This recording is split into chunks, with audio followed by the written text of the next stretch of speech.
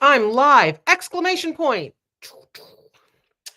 Uh, I'm live. I'm at home. I'm not in a hotel. I know that that's disappointing because I know that for those of you who watch, you really are intrigued about the various interior decoration trends that are happening in hotels. Well, let's be honest, in Orlando and in Las Vegas. But today I'm home. Got back late last night. And here is what I'm going to say about the city of Chicago. Chicago, listen, I love Chicago. It's a great city, great food, fun people. Uh, but oh my God, with the traffic for no reason, 4 hours sitting in traffic getting to the airport yesterday for no reason other than people do not know how to effectively merge. Ugh!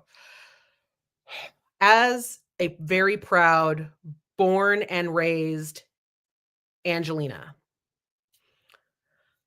my temper was being really tested with this whole we don't know how to merge. And oh, how do we ever drive on a freeway with a lot of cars? Like, listen, you're not okay. If you're driving like this in Chicago, do not come to Los Angeles and drive on my streets. Just don't do it. Please don't do it. Anyway, why was I in Chicago? Of course, I was there for the annual celebration of marketing and commerce, the party that only Salesforce can throw, Salesforce Connections, where I got this snazzy agent blazer sweatshirt. So thank you to Team Salesforce for this. It's sassy because it's shiny. So I kind of feel like I'm this much closer to my golden hoodie, right? Because I've got like the holographic agent board. Oh, okay. I got and I technically I can be an agent blazer. I think I can technically call myself this because yes, I did build my own agent. We'll talk about that in a second. But yes, so in Chicago for Salesforce, thanks so much to the Salesforce AR team. As always, you guys are dreamy and magical and you do such a great job. And so I just really appreciate all of the time and care and effort that you all put into making sure that my time is well spent, something that I really appreciate when I go to these events. It was also great to see good friends. It is funny in the world of marketing. When you've been around marketing and been around marketing technology enough, you realize just how small our campground of marketing really is. You work with executives who have been at companies that you have known and been customers of, and as analysts that you've covered for years, and you see them pop back up, and you see them, come into very familiar spaces. But the team over at Salesforce and the Marketing Cloud team over at Salesforce is certainly one of my favorites. Amazing people on the team, really thoughtful. They really care and they are very focused on marketers. And that's great. It's really a wonderful place to be in. And so it's really nice to be in a room full of people who actually really like marketing. And that's a different statement than when you like, say, advertising or when you like what marketing does, the output of it. It's different when you're in a room full of people who like marketers. Salesforce Connections is certainly one of those places. Adobe Summit is certainly one of those places. And I think we see those spaces and places growing, but as a marketer, it's just kind of nice to be in it. So thanks to the entire team and the entire marketing team and the event team at Salesforce, who always puts on a great show. Some of the big announcements really for Salesforce at Connections is really let's call it the reintroduction of Marketing Cloud.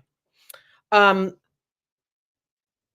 those of you who know, and for those of you who have followed Salesforce, or maybe you've been a Salesforce customer for years, Salesforce's real dive into marketing really came with the acquisition of ExactTarget and Pardot, which is, 10, 13 years old. I think it's 2003. It's 2013 or 2016. I'm totally getting that date wrong. But it's a long time, right? And there have been some really important acquisitions as we've moved along that journey.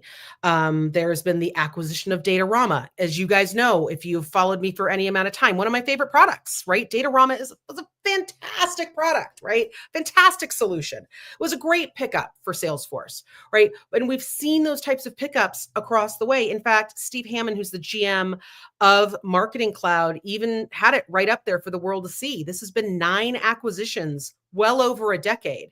And a lot of them had been working off of their old code and their old stack because customers had really relied on those tools and solutions to be the backbone of their business.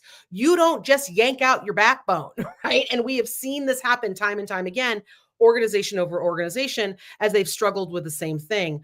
But Salesforce has gone in and they've done the heavy lifting and they've done the hard work of ensuring that all of the solutions, at the best of the solutions, have come out and now are, I don't want to say, I'm actually going to steal Steve Hammond's line. This is not technology that's migrated into a new space or migrated into a new tool. These are technologies that converge to form a very different offering that is now being called Salesforce Marketing Cloud Next. And it really is that next iteration and that next opportunity for marketers and for marketing and that active engagement across the Salesforce platform. Marketing Cloud now is in that microservices architecture that we have all come to expect of not just our cloud solutions and our cloud native solutions, but quite frankly, of our Salesforce solutions. So now you are going to have that seamless integration. You are going to have that connection, not just across the clouds, but quite frankly, that capacity to dive deep into Data Cloud. And Data Cloud really becomes that sticky foundation that, like, yes, they've got this composable platform. And so you've got your Salesforce platform now, but you've also got Data Cloud, right? And those two things are just interlocked and intertwined together to give you that super solid cloud native foundation. All of the applications that can sit on top of that, as Holger Mueller would like to point out, those next gen applications, those next gen business applications that are really looking to accelerate how quickly we can scale, how quickly we can achieve. All of that's built on that type of foundation, and that's wildly important. And Salesforce really put in the effort and really put in the investment to make sure that all of that was going to be possible with this revamped and with this renewed Marketing Cloud Next offering. Saw a lot of conversation around really the mandate for bidirectional conversation and engagement. There was a funny line that Salesforce kind of pointed out, like the hashtag irony moment is, why is it we're sending these emails out where the email address is actually called do not reply if we want to have a bidirectional conversation with our customers? So funny moment there. Certainly got the room at McCormick Place laughing. So I think that what we're talking about here in this new chapter for Salesforce, one that is bayoued by Agentforce, one that is grounded and rooted in platform and cloud and Data Cloud, is that really that bidirectional conversation should and can happen with any part of your organization: service, sales, loyalty, and yes, most definitely marketing. So really exciting to see that evolution. And yes, the technology was great to see. I don't want to downplay the importance of Marketing Cloud Next being introduced, the architecture of that connectivity, that power, that connection to Data Cloud is. That was all great to see. But what was even better to see were how marketers were reacting to it. There's a funny thing that's happening this summer, and I think that it was actually, if I'm being fair, it was actually kicked off, I would argue, last week, when an old name in marketing got a brand new jam, that being HCL's reintroduction of Unica and the introduction of the Unica Plus solution. And now here we have the introduction of Salesforce and Salesforce Marketing Cloud Next. These are tools and solutions. This is marketing automation, Exact Target, Unica, Eloqua. These are names that if you are a senior leader and marketer, I mean, Us marketing kids, we grew up on that, right? We grew up on names like Exact Target and Pardot. We grew up on names like Unica. And now we have them for this new AI generation, not just AI consumers, but quite frankly, this new generation of AI. And I don't want to say data driven because we have used the term data driven until it's been just knocked into oblivion. But these are AI comfortable, AI expecting, right? This is a new marketer who sees AI as such a valuable tool in the toolkit. It is the table stakes of it is the cost of doing business. It is an expectation. Why would you do your job without AI? This is the generation that's hitting our marketing team. And we need to have those tools and we need to have those solutions that give them the best opportunity and the best foundation to do their best. That's why we hired them. When I would hire for teams, listen, I and any of my old teams, especially my old team at the CMO Council, they will all, if any of them were watching this, they would all be nodding and telling you, I would always tell them, I didn't hire you to be okay. I didn't even hire you to be good at your job. I hired you because I saw that you could be great at your job. But for me, if I didn't give them the right tools, if I didn't give them the right tools to empower that greatness, that was my fault. That's on me, right? That's on the business. That's not on them. That's what AI is turning out to be. And this summer of marketing, where we are seeing this kind of resurgence in marketing and in the craft of marketing and in the work of marketing and what we are here to do and how we then optimize that. That's what this summer is going to be about. And what I can tell you, it's going to make fall crazy. I do not even know what to expect when I head into Dreamforce. But that's also a very easy thing to say. It's kind of a very easy, it's like a cheat code statement to say that you don't know what to expect when you go into Dreamforce, because I swear every year, Mark Benioff has the same line in his keynote every year, which is 2 weeks ago, I had the keynote set, and then I woke up in the morning and decided to just scrap it all. I think he's done that like 3 years in a row. So who knows? Who knows what we're going to have here this time? But after this summer of marketing, it's going to be sure fun to see how the rest of the functions, the rest of this engagement and this customer lifecycle kind of suite that we have starts to really react, and what happens from here. The other really fun thing to see at Salesforce Connections was our good friend and Constellation's dear friend, Charlie Isaacs, who is always like, he is always the ball of energy. He is always the excitement. He is like, he's like the one man nerd party, and I love him for it. He's amazing. And of course, he's in there knee deep into building agents that are driving robotics. There was it was like the robot dog that can go in and go get your warehouse, all set up for you. What can happen in retail? What are some of the real applications that can be used? Whether it is in commerce, managing and helping with that retail environment, whether it's really in store. How are we looking at how Agentforce can operate and interact so that it's really bringing this kind of AI to real world future into play. And I think a lot of organizations are starting to play with that. We certainly saw that in SAP with Sapphire, certainly got a chance to see it during an Oracle CX Analyst Day where we got to see what they're working on in the labs. But this was right there on the campground. I think the best part of it was when Charlie opened up the agent builder and was like, look, here's where I can just copy the code. And this is what I put in here. I wanted to do this. Like, there's so much excitement. There's so much excitement when you realize that you can do something that maybe you didn't think you were ever going to do in your career. And, I think that is what we're seeing as people are becoming agent blazers, right?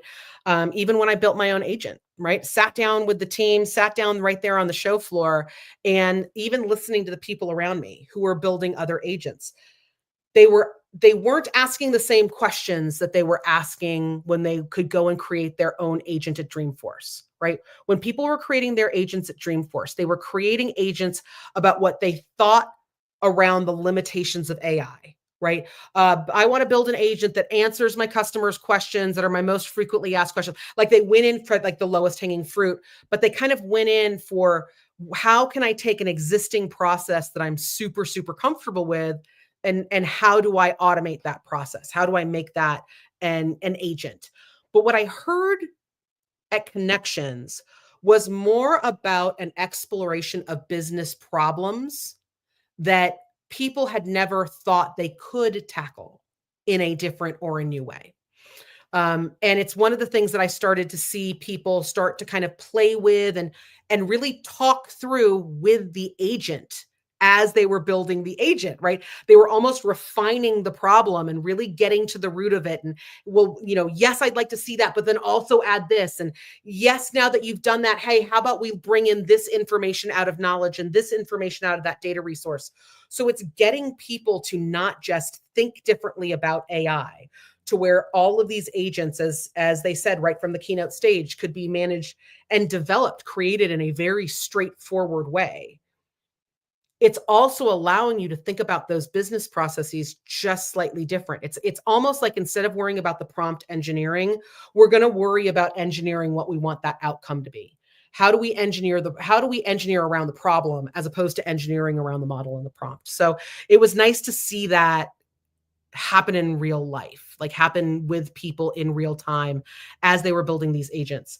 I think that it is, however, and I think it's important to be said, that this conversation about how easy something isn't necessarily the right conversation that we should be having.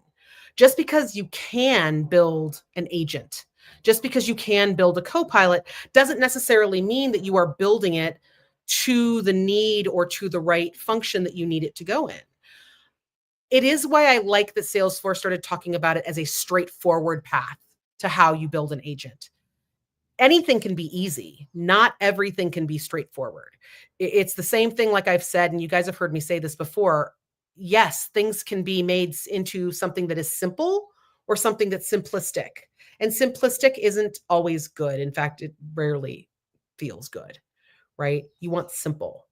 You might want easy, but easy might cut too many corners. Easy might not bring in the data that actually solves the problem. Easy might not get you to the best outcome. Straightforward, manageable, that can be optimized, right? The only way you're optimizing easy is making it easier. So I liked where they were headed with that thinking, and I hope to certainly see more of that and more of that from Salesforce, because it was really welcome and it really resonated with the executives who were sitting around me. The quite frankly, doing things faster isn't on the agenda that much anymore. It's doing things better, right? They want to know that the investments that they're making across the board are actually driving the business goals and the outcomes that they're looking to achieve. And I think that's really what this Connections was focusing on. So, with that, I'm going to say farewell. Bye for now. Head into the weekend. And here's some sad news for all of you. I'm not traveling for like another month. So you do not have to hear me drivel on about what city I just went to or what show I just saw, because I ain't doing this. I'm off for a month. I'm off the road for a month, people. But when I do get back, y'all know I'm going to hit it hard. So enjoy your time off for me. But you will see other things as far as research and content. And oh yeah, it's about to be shortlist season. And if any of you follow Constellation shortlist, you know that my hair is about to go like almost all gray. I'm going to be spending a lot on hair color because these shortlists, they do it to all of us. It takes, yeah. But we do it so you guys have a free resource where you can look at that short list and at least get your assessments and get those conversations started on where you want to head for those next rounds of business evolution and transformation. So as we head into the summer of marketing, have fun, make good choices, make a questionable choice or two, but go have a good time. I'll see you guys later.